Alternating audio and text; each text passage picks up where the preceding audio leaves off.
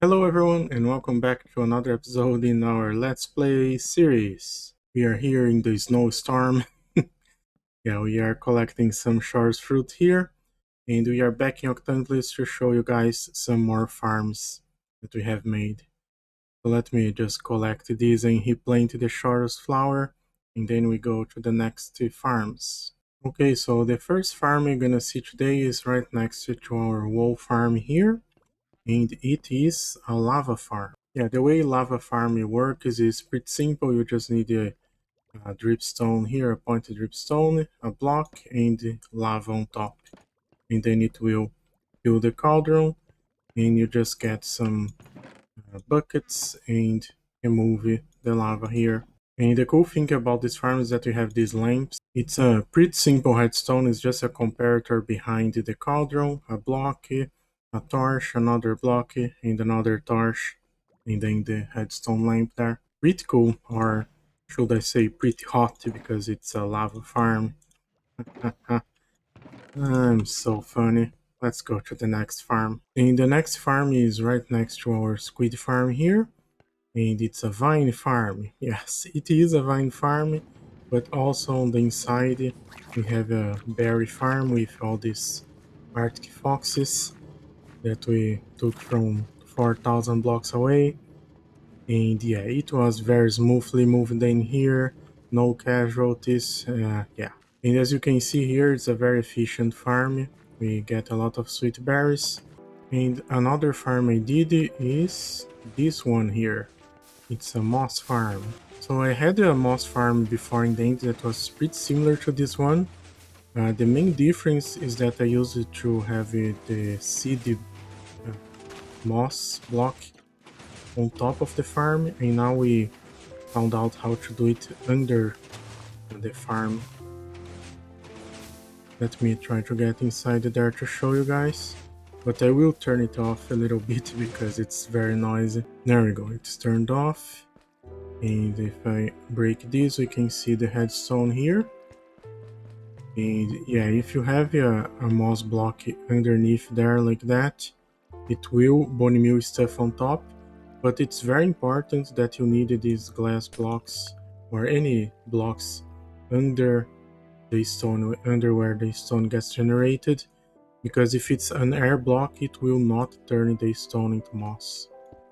It's a little bit weird mechanic, but that's how it works. And yeah, there is a bunch of pistons and stone generators, observers, repeaters. Yeah, I'm not gonna explain the headstone perfectly, but basically we have 4 stone generators in each one in each side, and I did make first that they activate only once, but I changed it to make they activate twice. This way we get more moss per bone meal, making it more bone meal efficient, but a little bit slower, which is fine.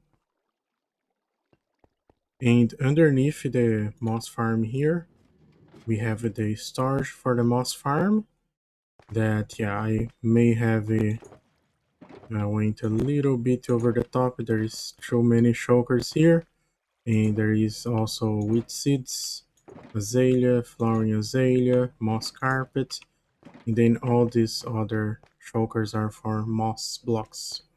And then whenever this all gets full, everything will go to this part where we have composters to make bone meal. But the first place they fall down is on top of that trapdoor, that there is a hopper down there pointing to 2 other hoppers here where we make more bone meal, and this dropper refill the dispenser for the farm. So this way we always first feed the farm, and then second we get some chokers of moss blocks and the other stuff. And after everything's full here, uh, all the extra stuff will turn into bone meal here. And since we are making the bone meal here, I decided to do a bunch of these mini farms here for pretty much everything you can get with bone meal. So for example, this one is for the sweeping vines. All you do is turn on that lever. Oh, I guess I needed to fill the dispensers with bone meal a little bit more. This one I think is already full with bone meal. Is a glowberry farm that you just click here and try to not eat a golden apple while doing it. But produces a lot of these glowberries. This one is for the like or the lichen. Speaking of which, have you liked and subscribed yet? Oh my god, that joke is so bad. Okay, here we farm likes on YouTube. This one is for rooted uh, hanging roots, right? Is that what's called? There's a dispenser behind this rooted block here. Hanging roots, yes. Yeah, so this is what we farm here. This one is for farming mangrove propagules. You just turn this on and it will automatically farm. It's a little bit slow, it could be faster, but yeah, it's fine, it's enough for me. And also this one I can just leave like this. I can even place a hopper down here if I want to. And yeah, just leave it on. This next part is for two things. We can get the shears and the ferns here. And we can place this. Oh.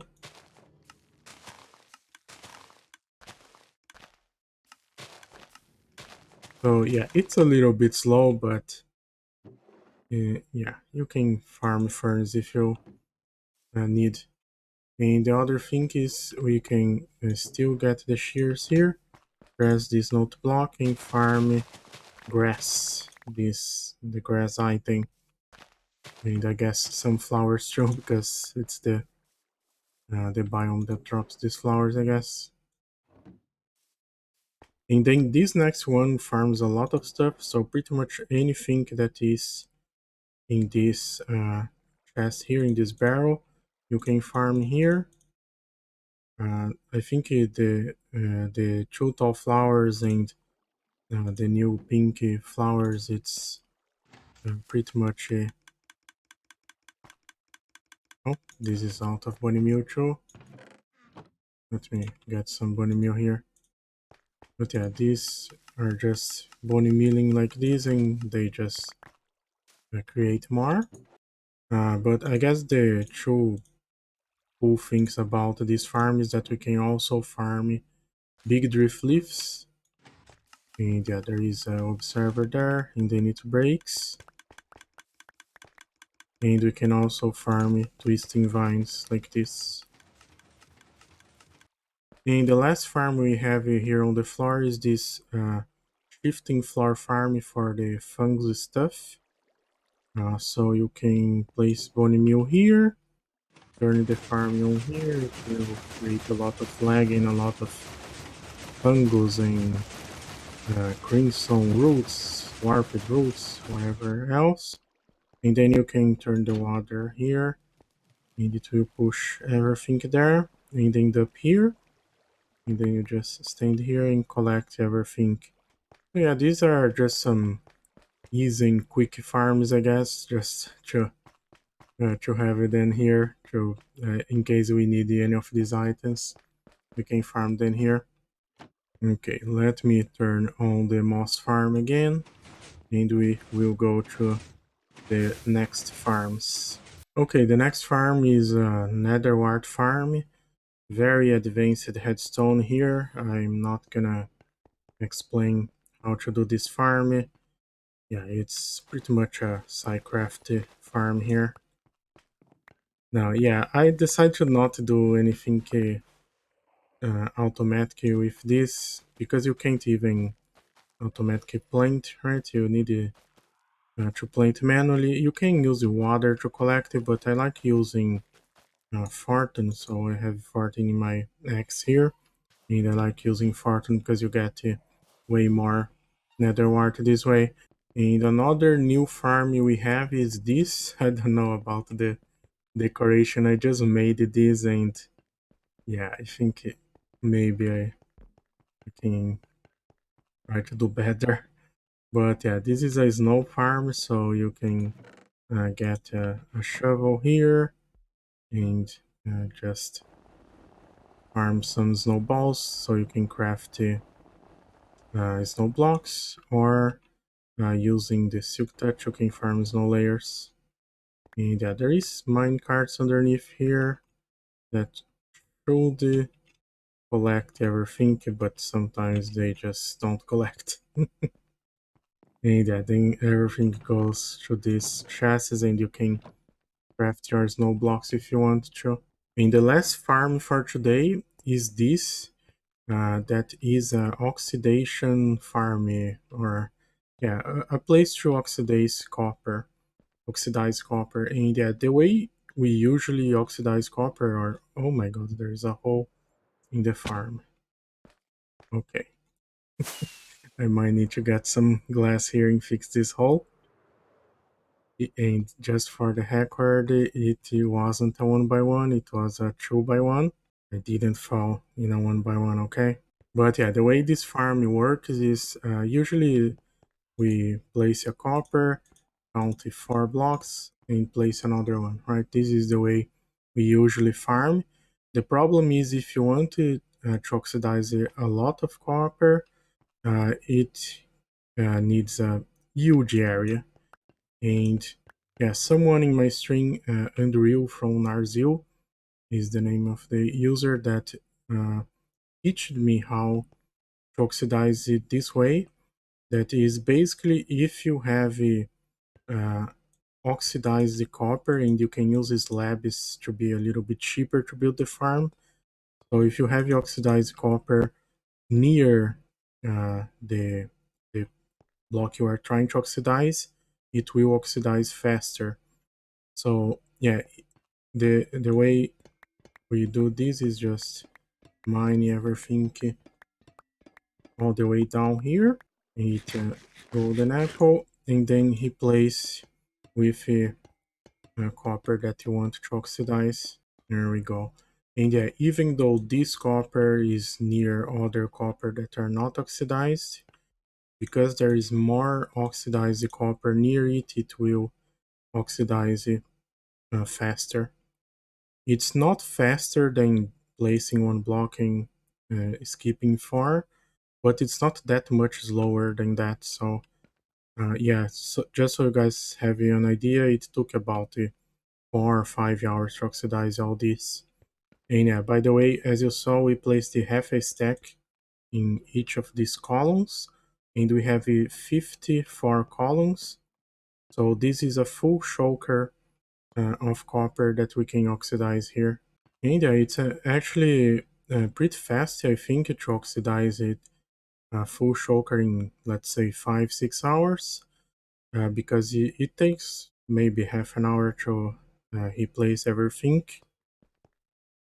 But if you ask me, that's not that much time. But yeah, the great advantage of this farm is, of course, the density, right? It's very little space to oxidize a lot of copper.